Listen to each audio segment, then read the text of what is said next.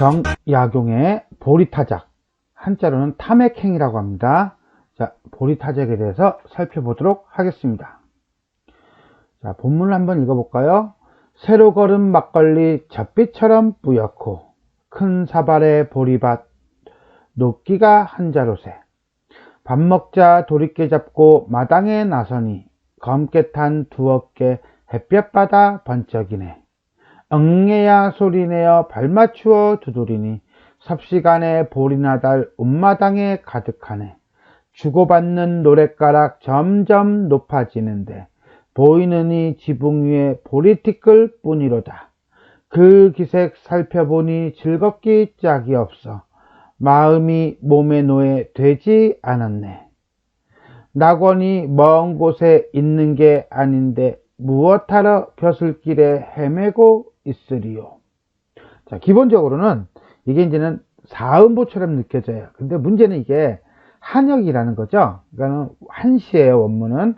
한자로 되어 있는 건데, 그걸 우리말로 번역해서 이제 이렇게 된 겁니다. 자, 그렇게 이해하시면 되겠고요. 그 다음에 전체적으로 좀 길다라고 하는 거, 요거 하나 챙겨놓고 들어가겠습니다. 자, 그러면 우리 한 구절 한 구절 살펴보도록 하겠습니다. 새로 걸은 막걸리 젖빛처럼 뿌옇고, 자, 여기서 젖빛처럼 뿌옇고, 젖빛처럼 뭐뭐처럼 뭐뭐같이 마치 뭐뭐인 듯하다. 그래요, 직유법이죠. 그 다음에 뿌옇다라고 하는 것에서 시각적 심상을 보여주고 있다 라고 보시면 돼요. 큰 사발의 보리밥 높기가 한자로서 한자라고 했는데, 이 한자는 지금으로 보면 대충 30cm 정도가 돼요. 그러면 밥의 높이가 30cm야. 이건 좀 오바가 심하다. 하여튼 많이 먹는다 정도가 될 거예요. 그죠? 과장법이다. 밥을 먹자마자 한숨 푹 자는 것이 아니라 도리깨라고 하는 농기계를 잡고 마당으로 나서네요. 마당이 일을 하는 공간이라고 본다면 근면 성실한 농민이라고 보면 되겠네요. 관찰 대상의 행위를 보고 있는 거예요. 검게 탄 두 어깨 썬텐한 거 아니죠. 그죠? 열심히 일한 거예요. 사실적이고 시각적 심상이면서 어떤 노동의 건강한 모습을 보여주고 있다. 그 외 햇빛받아 번쩍이네요. 번쩍인다 라고 했으니까 이거는 긍정적인 이미지잖아요. 그러니까 노동에 대한 예찬적 태도를 보여주고 있다. 가만, 작가가 누구였죠? 그래, 정약용이었어요. 정약용은 양반이고 심지어는 목민심서를 지은 사또 출신인데, 관찰사 출신인데, 오히려 일을 하는 농민들의 어떤 노동에 대해서 이런 모습을, 긍정적인 시각을 보여주고 있다라고 하는 것은 아마 이 사람이, 정약용이 실학자라고 하는 걸 알면 조금 더 이해가 쉽지 않을까라고 생각할 수도 있겠습니다. 자, 그 다음에 하나 더. 막걸리, 보리밥, 도리깨, 이런 것들은 전부 다 보리타작이라고 하는 상황과 어울리는 일상적 소재다. 그러니까 일상적 소재를 사용하여 내용의 사실성을 높이고 있다 정도로 이해하시면 되겠네요.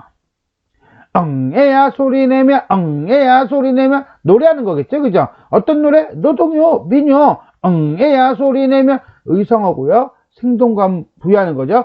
발 맞추어 두드리니 노래하고 발 맞추는 게 같이 가는 거예요. 됐습니까? 삽시간에 보리나달 온마당에 가득하네. 응애야 소리내어 발 맞춰 두드리는 게 노동이라고 한다면 그 노동의 결과로 뭐 했어? 그렇죠. 풍요로운 결과를 만들었네요. 보리나달에 온마당이 가득했어요. 주고받는 노랫가락 응애야. 선창과 후창의 개념이에요. 교환창이죠. 한 사람이 노래하고 그 다음 사람들이 여럿이서 같이 노래하면서 일을 하고. 자, 그러니까 이 응애야를 조금 더 구체화시킨 거라고 보면 되겠습니다. 그런데 점점 높아지는데 노동이 점점 고조가 되는 거죠. 그러니 어떻게 되겠어요? 당연하죠. 온 집안에 보리나달이 날리는 모습을 보여주고 있는 거예요. 그만큼 열심히 일을 하고 많은 풍요로운 결과를 맺고 있다라고 보시면 되는 겁니다. 이건 노동의 장면을 의성어로 청각적 이미지라든가 아니면 이런 시각적인 여러 장면의 모습을 통해서 사실적으로 보여주고 있다라고 보시면 되겠습니다. 보리나달, 보리티끌, 아까하고 똑같아요. 보리타작의 상황과 어울리는 일상적 소재. 그 기색, 노동을 하는 기색, 일을 하는 기색 살펴보니 즐겁기가 짝이 없어. 쟤네들은 안 힘든가? 라고 봤더니 그게 아니야. 마음이 몸의 노예가 되지 않았어. 한마디로 뭐야? 심신이 조화를 이루고 있어. 결국 뭐예요? 긍정적인 평가를 하고 있는 거죠. 그죠? 그래서 그런가요? 산다는 것이 결국 뭐냐?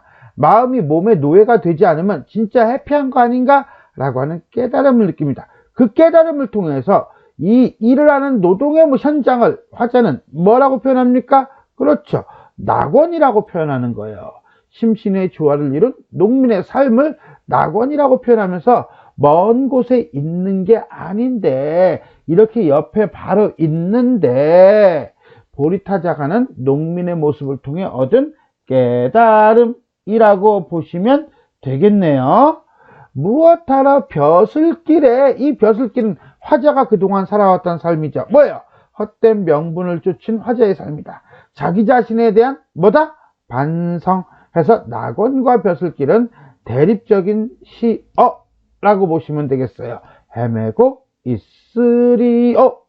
이렇게 화자는 양반임에도 불구하고 어떻습니까? 그래요. 노동하는 평민들 내지는 농민들의 삶 내지는 모습을 뭐라고 봤습니까? 낙원이라고 표현하고 그 다음에 양반인 자신의 삶을 뭐라고 봤습니까? 그렇죠. 벼슬길을 헤매고 있는 존재라고 보면서 반성하는 모습을 보여주고 있다 라고 할 수가 있겠습니다. 자, 전체적으로 한번 정리를 한번 해보도록 하겠습니다. 한시고요. 그 다음에 우리가 보리타작이라고 했는데 이 원 제목을 한문으로 썼겠죠. 한자로 그건 타맥행이라고 합니다. 행. 그래서 행이라고 하는 한시의 어떤 갈래, 형식상의 특징을 보여주고 있는 작품이다 라고 정도만 보세요. 사실적이고요. 반성적이고요. 그 다음에 묘사적이고요. 자기 자신에 대한 반성과 그 다음에 노동하는 농민들의 삶에 대한 예찬, 기승전결 4단 구성을 통해서 선경 후정의 방식을 띠고 있다 라고 보면 되겠습니다. 요건 조금 이따 보겠습니다. 주제, 농민들의 건강한 노동을 통해 얻은 삶에 대한 깨달음. 감각적 이미지는 시각적인 이미지가 있었고 응애와 같은 경우는 청각적 이미지예요. 노동 현장을 생동감 있게 묘사했다. 시각적, 동적 이미지를 통해 응애가 점점 높아지는데 기타 등등 생생하게 묘사하고 있다 라고 볼 수가 있겠습니다. 자, 그럼 보리타작의 구성을 한번 보겠습니다. 자, 기승전결이라고 그랬어요. 1부터 4구까지, 5부터 8구까지. 근데 9, 10, 11, 12로 나뉘어요. 그러니까 우리가 전과 결이 이렇게 한 센텐스를 이룬다 라고 보면 되겠습니다. 노동하는 농민들의 활기차고 건강한 삶의 모습을 묘사하고 있다. 보리타작하는 마당의 역동적인 전경을 묘사하고 있다. 그래서 정신과 육체의 조화 속에서 이루어지는 노동의 즐거움에 대해서 깨닫고 있다. 관직에 몸담고 있는 자신의 삶에 대해서 뭐하고 있다? 반성하고 있다. 묘사하고 있다. 묘사하고 있다. 선경. 깨닫고 반성하고 있다. 후정. 이런 식으로 시상이 구성되어 있다 라고 보시면 되겠습니다. 자, 지금까지 정약용의 보리타작에 대해 살펴봤습니다. 수고하셨습니다.